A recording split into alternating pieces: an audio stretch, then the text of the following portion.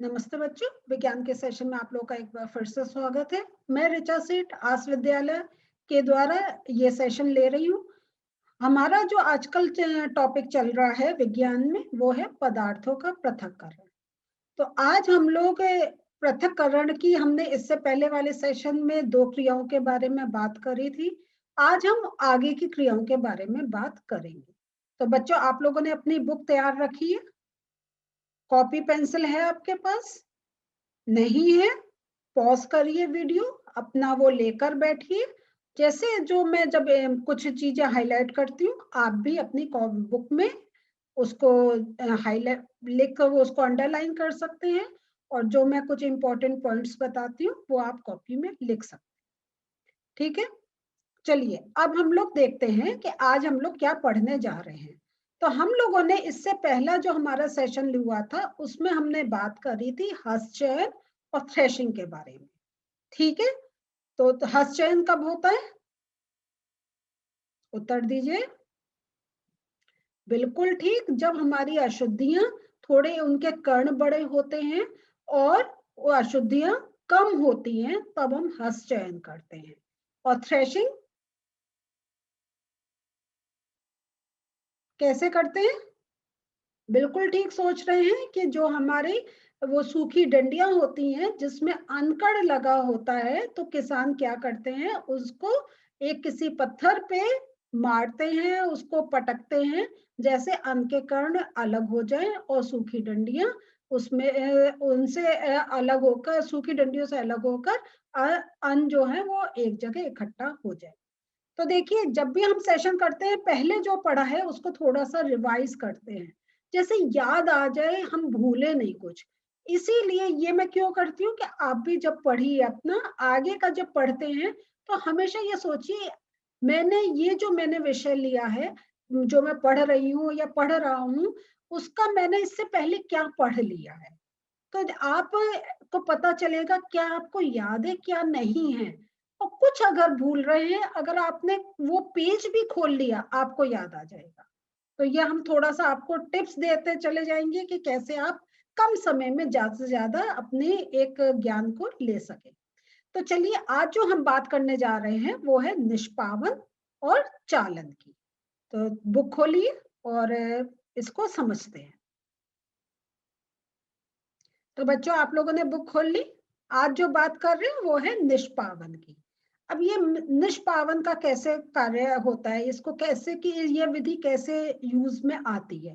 तो अब एक आपको पहले कुछ क्रिया करने के लिए कह रहे हैं, और आप अगर है तो आप इस क्रिया को करिए, और नहीं तो अभी समझिए और बाद में ये सेशन अटेंड करने के बाद आप कर सकते हैं। तो इसमें क्या कह रहे हैं वो आपके बुक में आपको एक आइडिया दे रहे हैं कि जो सूखा जो रेत होता है और जो बुरादा होता है, इनको आप मिला लीजिए, या जो सूखी पत्तियों के पाउडर का एक आप मिश्रण बना लीजिए। अब इस मिश्रण को आप किसी प्लेट पर, मतलब कोई भी आप पेपर ले लीजिए, कुछ ले लीजिए, ये कपड़ा ले लीजिए, उस पर फैला दीजिए। ठीक है, और अब आप उसको देखिए, क्या सोचते हैं, ये जो मिश्रण आपने बनाया इनको अलग कर सकते हैं? जरा सोचिए, अगर हम बुरादा और मिट्टी मिला हुआ हो, हस्तचयन के द्वारा कर सकते हैं?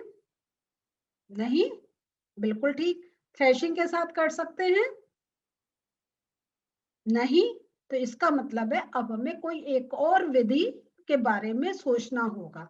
और ये जो हम कह रहे हैं हम चयन नहीं ले सकते हैं, हम थ्रेशिंग के द्वारा नहीं कर सकते, इसका कारण क्या है कि ये दोनों जो अवयव है, ये जो उनका मिक्सचर बना है, इनका क्या जो माप है, जो अगर हम साइज देखें वो क्या है, वो बहुत कुछ एक सा है। उनको अलग करना और उनका अगर कहें वो बहुत ज्यादा भी है, कि अगर हम रेत को नहीं अलग कर सकते हैं, है ना। तो इसलिए क्या होता है, जो हमने पहले विधियां पढ़ी हैं उससे ये संभव नहीं है। अब इसको अगर हमें अब इसको पृथक करना है, इसके लिए क्या करें, आप एक खुले मैदान में जाएं और किसी एक आप ऊंचे चीज पर खड़े हो जाएं, आप कोई स्टूल ले लीजिए, आप कोई पत्थर ले लीजिए, आप कोई कुर्सी ले लीजिए, कि जो आपकी धरती है उससे आप थोड़ा सा ऊपर हो जाएं। और फिर उस प्लेट का जो, या जो आपने पेपर लिया है, कुछ लिया है, उसको हाथ में ऐसे टेढ़ा करके आप खड़े हो जाएं। मैं आपको फोटो दिखाती हूँ, देखिए ऐसे, ये देख रहे हैं आप? और ऐसे ऊपर हाथ करके और दूर करके, जब हवा, और ये इसमें ये जरूर है कि थोड़ा हवा का झोंका होना चाहिए, तो हवा चलनी चाहिए, तो यहाँ पे करें। तो जब आप इस प्रकार करेंगे तो आप देखेंगे कि वो जो हमने जो मिक्सचर बनाया था, जो मिश्रण था, वो अलग अलग हो जाएंगे। ठीक है, तो यहाँ पे आपका ये जो है आपका रेत या बुरादा का या सूखी पत्तियों का पाउडर, आप ये देखेंगे ये एक ही जगह नहीं गिर रहे हैं। इसमें से जो थोड़ा ठोस होगा वो आपके नीचे गिरेगा, और जो हल्का होगा वो थोड़ा दूर जाकर गिरेगा। और ये जो क्रिया होती है इसको कहते हैं निष्पावन। देखिए पवन, मैंने कहा था ना हवा चलनी चाहिए, तो ऐसे अगर आपको डिफिकल्ट हो रहा, आप ये पवन पावन निष्पावन। ठीक है, तो ये इस विधि से को हम निष्पावन कहते हैं। और ये जो होता है, ये देखिए यहाँ पे यही लिखा है, निष्पावन का उपयोग पवनों अथवा वायु के झोंकों द्वारा मिश्रण से भारी तथा हल्के अवयव को पृथक करने में किया जाता है। तो आप ये अंडरलाइन कर सकते हैं। ठीक है, और इस क्रिया का उपयोग हम किसके लिए करते हैं? हल्के भूसे को भारी अंकुरों से पृथक करने के लिए। और ये बहुत ज्यादा यूज होता है चावल के लिए। तो हमने देखिए थ्रेशिंग के द्वारा जो हमारी सूखिया डंडियां थी उसमें से हमने चावल का वो निकाल लिया, धान निकाल लिया। लेकिन आपने देखा होगा जो हम चावल खाते हैं वो होता सफेद कण, उसके ऊपर होता है भूरा एक कवर। अब दूसरा जो हमें थ्रेशिंग के बाद हमारा यह होता है कि अब वो जो भूरे जो कण है वो भी हमें अलग करना है कि हमारे पास सफेद कण हमें मिले। तो इसमें तब वो करते हैं कि पहले उसको थोड़ा सा चला लेते हैं, और फिर जब करते हैं तो जो उसकी भूसी होती है वो दूर हवा के झोंकों से गिरती है। यहाँ अगर देखें तो ये होगी भूसी, और ये होंगे चावल के कण। चावल के कण भारी होते हैं तो वो पास में गिरेंगे, और भूसी हवा से दूर जाके गिरेंगे। तो ये इस प्रकार हम पृथक्करण करते हैं निष्पावन के द्वारा। ठीक है, तो यहाँ पे यही लिखा है, जो भारी अंकण होते हैं वो प्लेटफॉर्म के निकट एक ढेर बना लेते हैं, और जो हल्के कण होते हैं वो दूर पवन के साथ दूर उड़ जाते हैं और वो एकत्र हो जाते हैं। ठीक है, तो ये जो मैंने हाईलाइट करा आप अंडरलाइन कर सकते हैं। और ये जो इसमें भी हमारा देखिए यही तो एक फायदा होता है कि जो हमारा जो हमारे वैसे अन्न के जो कण हैं वो हम लोग अपने खाद्य पदार्थ के रूप में लेते हैं, और जो भूसी होती है वो पशुओं का चारा के रूप में फिर से उपयोग में आ जाती है। अब हम दूसरा देखते हैं चालन। चालन क्या होता है? चालन में क्या होता है कि हम इसको देखिए, ये चालन मीन्स छानना। अब जैसे आप देखते होंगे घर में जब हम आटा का कुछ बनाना होता है, हमें रोटे पराठे कुछ बनाना होता है, कोई व्यंजन बनाना होता है, तो सबसे पहले हम जिसमें हमने आटा अपना रखा है उसको एकदम नहीं हम उसको उसका उपयोग करते हैं। हम सबसे पहले एक छन्नी में डालते हैं और फिर हिलाते हैं। तो आपने देखा ही कि हम क्या अलग करते हैं, क्या पृथक करते हैं? बिल्कुल ठीक, कि उसके अंदर अगर कभी कभी अगर कुछ वो हो जाते हैं छोटे से कीड़े टाइप, उनको अलग करते हैं।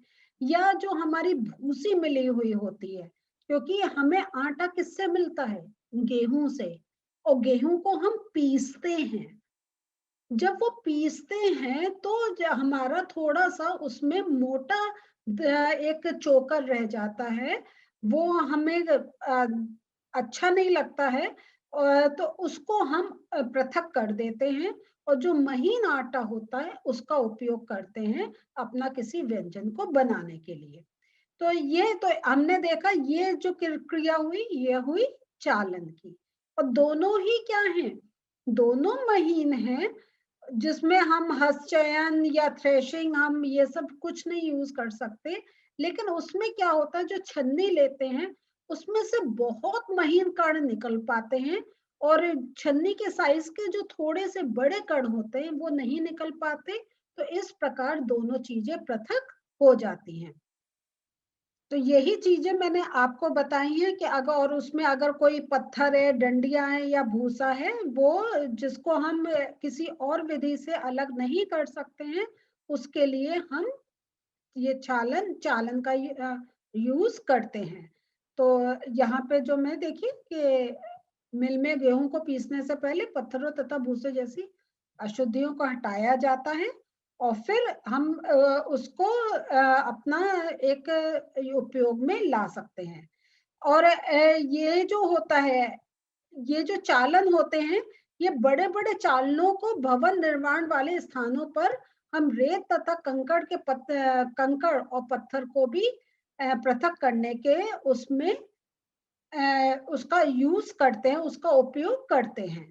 तो यहाँ पे हम जो देख रहे हैं कि जो आटा का जो है कि आटे की मिल में गेहूं को पीसने से पहले हम पत्थरों तथा भूसे को अलग करते हैं, या हम जब हमारा जो सीमेंट होता है उसमें अगर हमारे जो रोड़ी कंकड़ पत्थर होते हैं, तो उसको भी अलग करने के लिए हम ये चालन का, देखिए यहाँ पर, तो ये इसका भी हम उपयोग करते हैं। तो ये आपने ये भी बहुत, जहां पे बिल्डिंग बनती है आपने ये क्रिया होते हुए जरूर देखी होगी। अब वो एक क्रियाकलाप आपसे को करने के लिए कह रहे हैं, उसमें वो कह रहे हैं कि आप एक छन्नी लीजिए, उसमें थोड़ा सा आप आटा डालिए, और आप वो अलग करके देखिए, तो ये आप क्रियाकलाप कर सकते हैं। लेकिन अब जो आगे वो कह रहे हैं, आप चाक का पाउडर बनाएं और इसको आटे के साथ मिलाएं। तो क्या सोचते हैं, दोनों ही पतले हो गए, चौक का पाउडर और आटा, क्या इसको पृथक कर सकते हैं? नहीं। इसको चालन के द्वारा या इससे पहले जितनी विधियां पढ़ी हैं, पृथक कर सकते हैं? नहीं कर सकते। तो ये कैसे पृथक कर हो सकता है, इसको आने वाले सेशंस में हम समझेंगे, ये कैसे पृथक कर सकते हैं, जिसमें हम अवसादन, निस्तारण और निस्यंदन की बात करेंगे। लेकिन अभी जो आज हमने देखा वो ये देखा कि चालन विधि का उपयोग मिश्रण के दो ऐसे अवयवों जिनकी मापों में अंतर हो को हम पृथक कर सकते हैं इस विधि के द्वारा, कि जिनके जो साइज है, जो उनके माप है वो पृथक हो। तभी जो हमारे चलनी में जो छेद होते हैं, वो देखिए हमारे अलग अलग जो प्रयोग के लिए अलग अलग साइज की छलनी हम रखते हैं। जहां हमें लगता है कि थोड़े से बड़े कण निकलने चाहिए, तो हम थोड़े बड़े छेद की लेते हैं। जहां हमें लगता है बहुत महीन कण निकलने चाहिए और बड़े कण हमें अलग रखने हैं, तो वो हम बहुत महीन छेद वाली लेते हैं। तो यहाँ पे आप देखेंगे तो घर के आटे की छन्नी के एक अलग उसका साइज होगा, और यहाँ पे जब हमें ये करना है, रेत से हमें कंकड़ पत्थर को पृथक करना है, तो उसकी साइज का थोड़ा सा डिफरेंट होगा।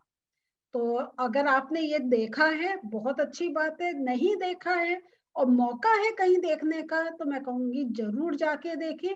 और चलने का तो घर पे आप एक बार मम्मी के साथ खड़े होके अपना ये कार्य जरूर करके देखें, क्योंकि आप सामने देखेंगे करेंगे आपको और ज्यादा एक समझ में आएगा।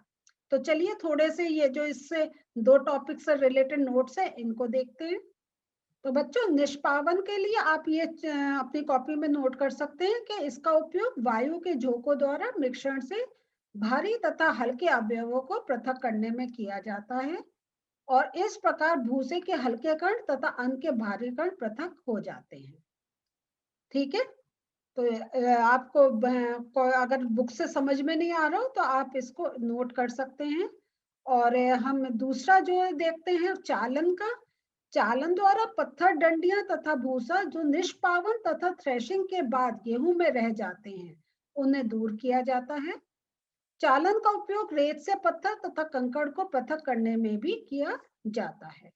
तो आपका ये इसलिए ये बहुत इंपॉर्टेंट पॉइंट है कि जब देखिए कहे कि द्वारा पत्थर, डंडियां तथा भूसा जो निष्पावन तथा थ्रेशिंग के बाद जब गेहूं में रह जाता है, उन्हें दूर करने के लिए उसका उपयोग में हम लाते हैं। तो ये आपसे पूछा जा सकता है कि निष्पावन और थ्रेशिंग के बाद हम कौन सी क्रिया करते हैं जिससे हमारा जो एक गेहूं का खाद्य पदार्थ है, वो उसको हम अपने प्रयोग में ला सकते हैं, हम उसको अपने उपयोग में ला सकते हैं। तो बच्चों आज हम लोगों ने क्या पढ़ा? आज हमने दो और क्रिया देखी जिसके द्वारा हम क्या कर सकते हैं? क्या कर सकते हैं? पृथक्करण। Very good.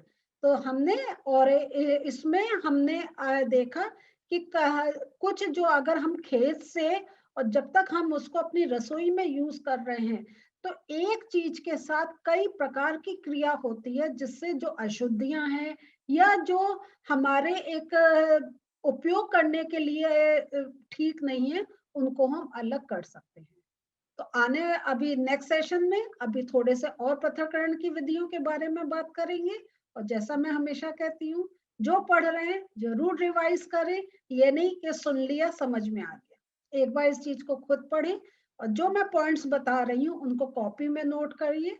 जब आप एक चीज सुनते हैं उसके बाद लिखते हैं तो आपको और अच्छी तरीके से याद रहती है। अगले सेशन में फिर मिलते हैं। बाय।